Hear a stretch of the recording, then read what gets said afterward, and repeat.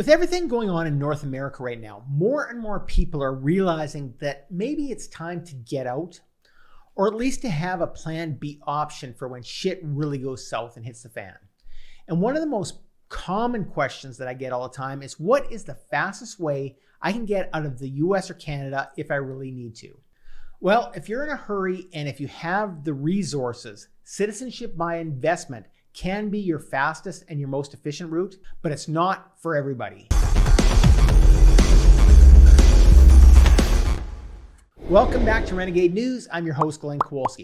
Every week on this channel, we discuss the latest news, strategies, and tactics for breaking free from the system, paying less tax, and living anywhere in the world that you want. So let's just jump right in.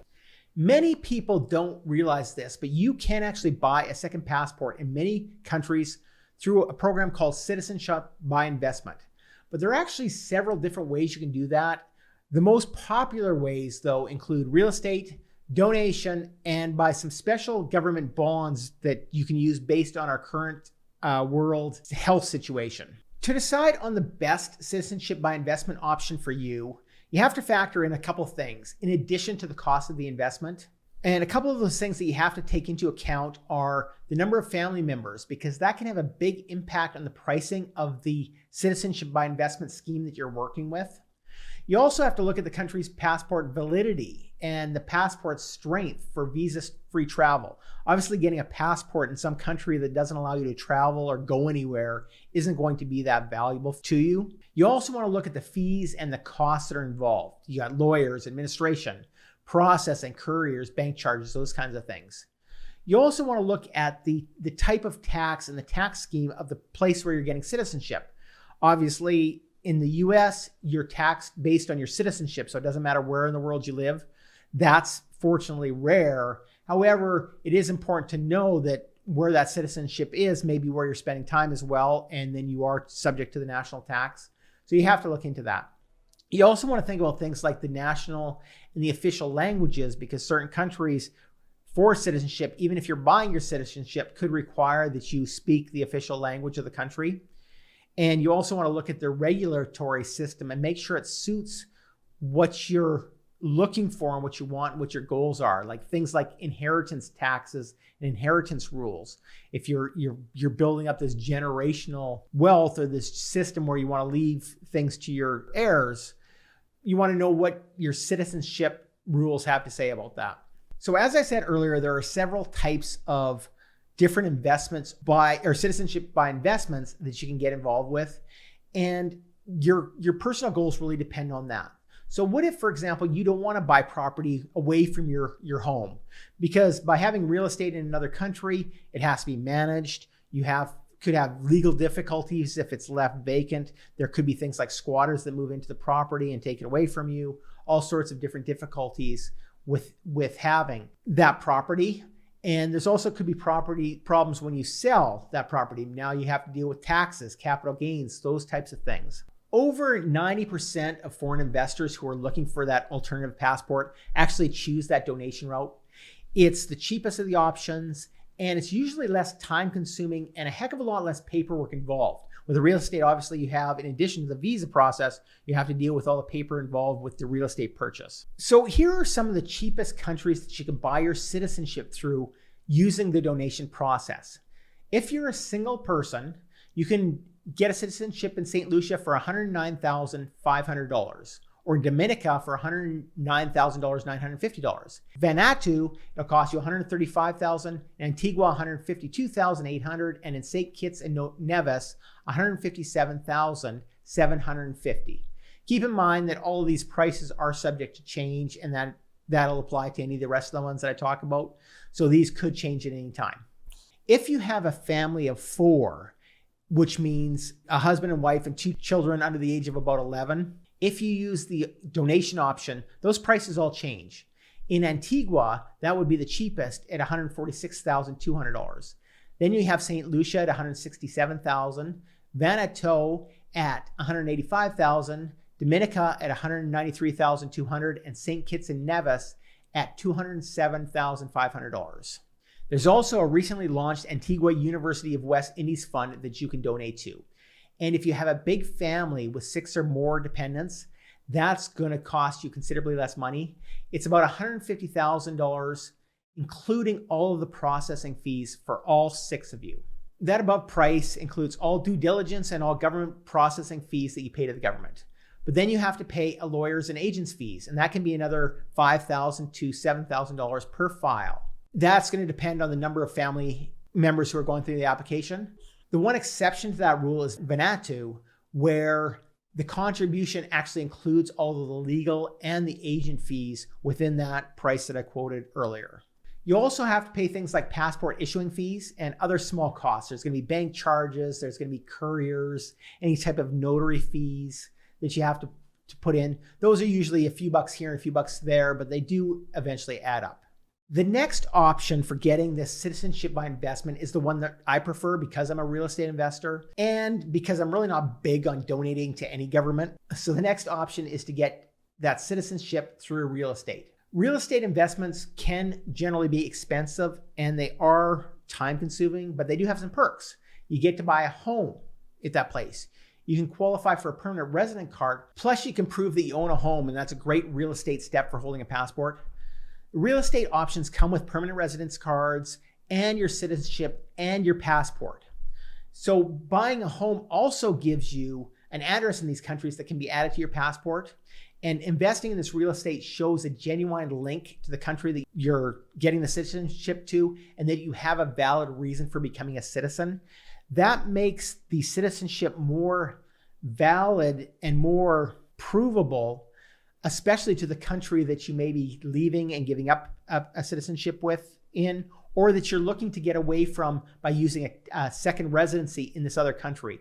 These things all matter. For example, if you're a Canadian, you have to prove residency in another country in order to give up paying Canadian taxes. Well, getting a citizenship by investment, by buying a passport with the donation option, that doesn't give you the second residency. So you're still going to be liable for tax. This way you have an actual address. So that's one more step towards actually proving that and becoming a non-resident, even if you keep your citizenship. So some of the cheapest countries to get the citizenship through that real estate option, if you're single, Vanuatu is the cheapest at about $200,000 investment. Then you have Dominica at $234,950, Antigua at $237,800, St. Kitts and Nevis at $242,500, and Turkey at $269,000. Note that in addition to those investment amounts in the real estate, you're also going to have other fees. There's going to be VAT if it's in the EU. You're going to have share registration fees. You're going to have property taxes. You're going to have agency fees. There could be commissions involved in the real estate, and obviously the paperwork and courier and bank charges, all those things still apply. So the final type of citizenship by investment program I want to talk to you about is brand new. And it's the newest option on the citizenship by investment block. And you may have heard of opportunities of being able to invest in bonds that have been issued by a government. Most governments have bonds. Well, St. Lucia has just introduced a very brand new bond called a COVID-19 bond, and it's something to help pay for their way through this pandemic. And this is a very interesting type of option because it allows you to buy this bond in the government, and it's unique in that it's the only Caribbean in the country that offers its citizenship through these COVID bonds. But what happens is you buy a St. Lucia COVID-19 government-issued bond for $250,000. Now, in 5 years, you get that $250,000 back completely. And that's guaranteed by the St. Lucia government. And in exchange for doing that, for depositing that $250,000 in these COVID-19 bonds, you get citizenship for life. Now, there are some fees that you have to pay on top of it. You have to pay a $30,000 bond issuance fee, and there's also a $7,500 diligence fee per person who's actually applying for the actual citizenship.